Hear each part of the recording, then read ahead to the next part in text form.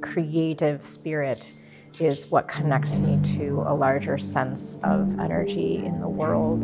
The idea that something might not exist and I feel it in my soul, and then I have the power as an artist to manifest that and create a consensus reality with those around me to say, this is now real and we've created it together. I think there's something you said about like when you enter into the flow state, when you are connecting with something beyond yourself and recognizing yourself as a vessel for that to come to fruition. As my early background being a part of dance, that was a big part of the way I engaged with the world, was being an extension of someone else's vision. And so then when I gave myself the opportunity to be in control of that vision, I also kind of wanted to give up even more control and let that larger spirit move through me. Just another space I want to do something in. These processes are so much more about the responsive nature of things. And so most choices you make are going to be right. Once a space knows what it is, it's very obvious to see like what it needs at any given moment. And when you think about someone's environment, it's like well lived in, and that sort of hints at time. And so we're trying to play this illusion of like, things have just fallen and settled into place over who knows how long, a year, 10 years, millennia, whatever it is. World building aspect is such an important part of this work. Because if you want a character to be understood, you have to understand the environment that they are of.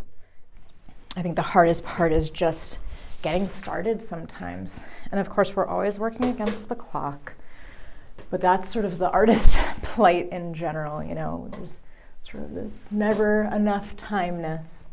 But at some point it just gets to be like, I want this done. But the same level of excitement, like I feel in my stomach, the butterflies, and you know, I just love getting to be in the world I love and sharing it with old friends, new people in the community. Just, I think it's the thing I value so much about my time. And so I get the, not nerves as in what's gonna go wrong, but like, what's gonna go right? What are the new discoveries I get to make this time around? I think it looks quite nice. I would call this space done for me. Hopefully people will kind of, again, get the sense of like memory or nostalgia. Have you ever not been able to get someone out of your head? What if you couldn't get yourself out of someone else's head? You see, I have this friend named Charlie, and they mean the world to me. I remember one time I told Charlie, I think we know each other about as well as anyone could, but I don't have any way of showing you my memories, seeds of things that make me, me, until. See, I like to think of these as little potions. I find that they can take you somewhere different. And you might not feel like you're in your own head. Maybe you're in someone else. You'll see.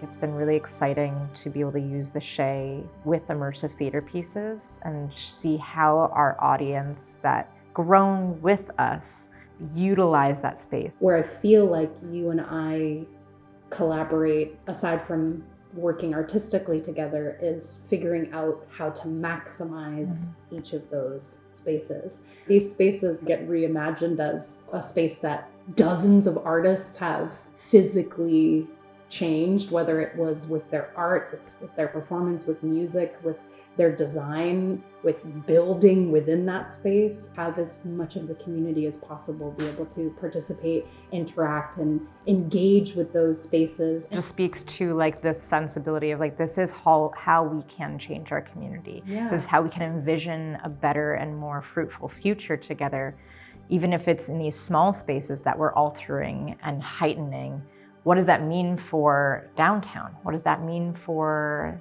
the woodlands? Like, being able to use this creative spirit in a finite way also expands literally our own brain patterns in being able to reimagine a bigger and more resilient community. And I feel such pride when I can see a person, an audience member, like physically feeling different because of an alternative space that we've created together.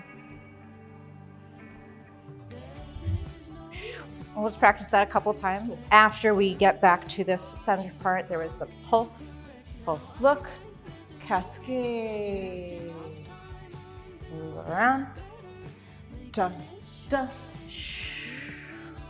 Beautiful. Can you do that a few times? Absolutely. My closest friends and the people who I consider my family come from this creative community that I've been welcomed into and also have the opportunity to create.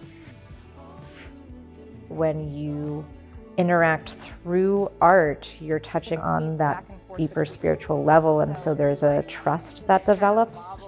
There's a sharing of my success is your success, and your success is my success, so we want to bring our best selves to the process. I firmly believe that art is the way through crisis, and that has been the case for all of humanity.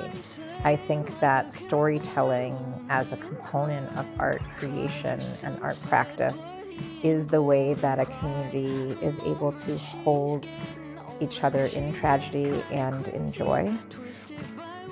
It is the artists themselves that are continually creating that force and that drive to make sure that our stories are told and to tell stories for the voiceless.